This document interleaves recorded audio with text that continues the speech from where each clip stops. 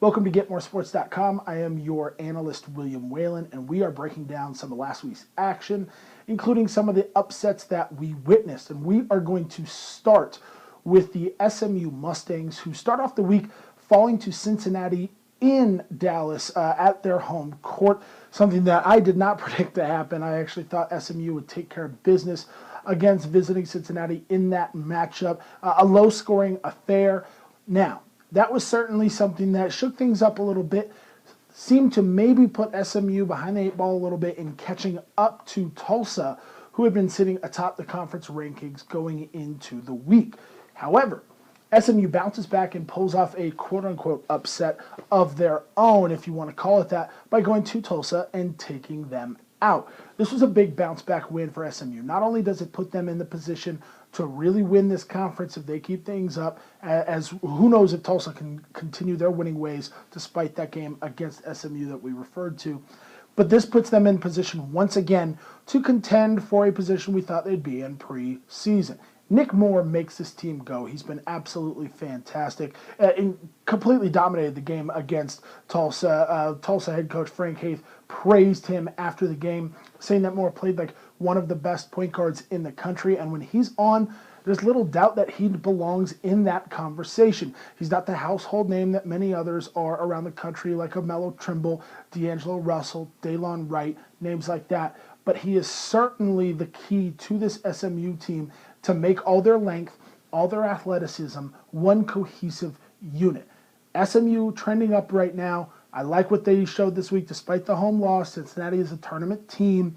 Those were two big upsets, though, that kind of restructured the way that we're looking at bubble talk come March. Let's go to the Big 12 and look at Kansas falling to Oklahoma State. Oklahoma State has guys that could put the ball in the basket. There is no doubt about it. LeBron Nash, Phil Forte, two names that everybody needs to know when we're talking about Big 12 hoops.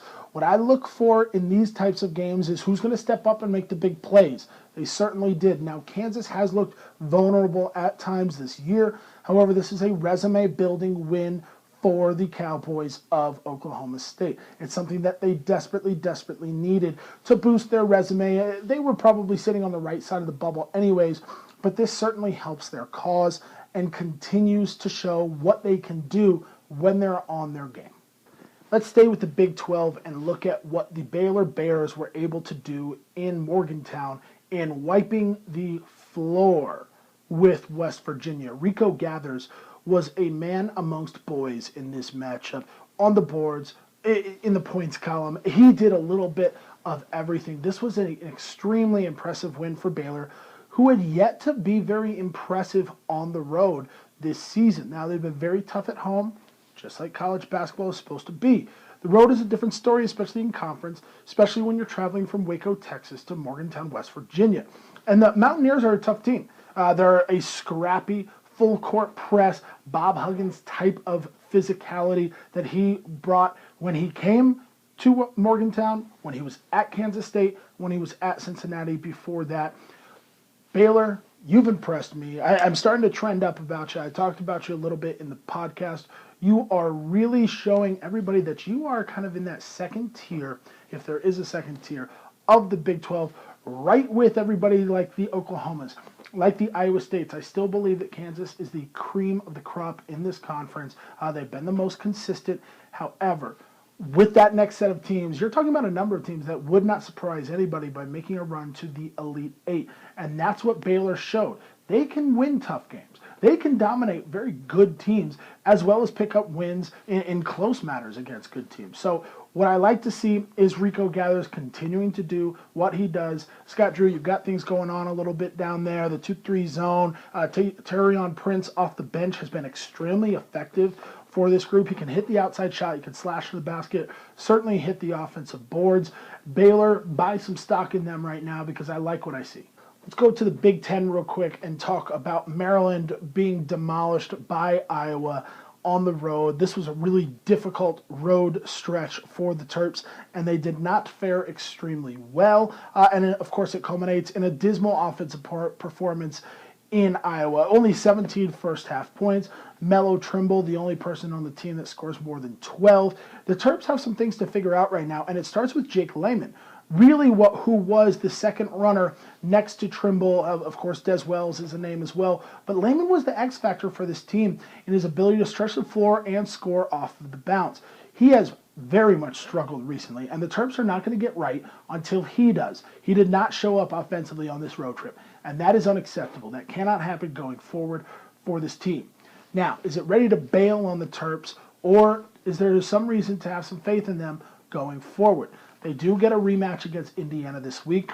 On the podcast, you can check out my prediction for that. I like Maryland to get back on track a little bit, but they need somebody else besides Trimble to be effective, to be efficient, and most importantly, to be consistent offensively. On the flip side, we've got a team like Iowa.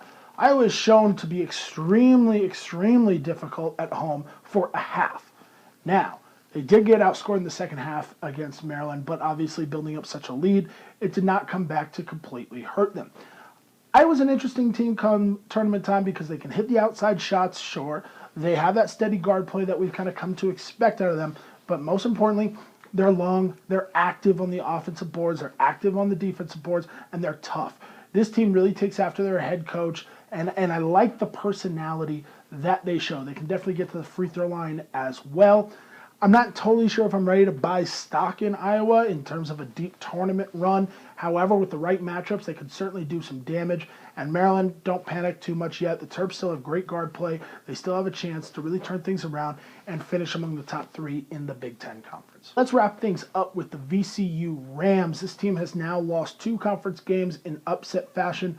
First to Richmond, and most recently on a buzzer beater to St. Bonaventure in straight line drive, finishing at the basket fashion. I said on the podcast this week that when you get beat by a buzzer beater, if it's a step back J, a fadeaway, maybe even just kind of a prayer shot, you can live with that and tip your hat to the opponent, say good game, good shot, you made a play. But when you get driven on, like they did in the final seconds of that game, and you give up a straight line game winner, that's concerning, especially for a team that prides themselves on defense the way VCU does. Of course, having Graham hobbled recently by injuries has not helped their case. This is still a team that you do not want to match up against in March if you do not have one of the top backcourts in the country. However, I'm waiting to see the killer instinct from this team.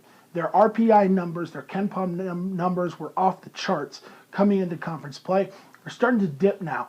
This is a team where seeding is going to be vitally important because with the right matchups, as with any team, but especially with this one, I feel like, with the right matchups, they can make a deep run in the tournament. But without them, this team can lose to anybody at the same time. So I'm not sure whether we're buying stock in them or not. I'm not ready to sell it, but maybe just hold steady, ride this one out. Over the next week and a half, I think we'll know a little bit more about VCU.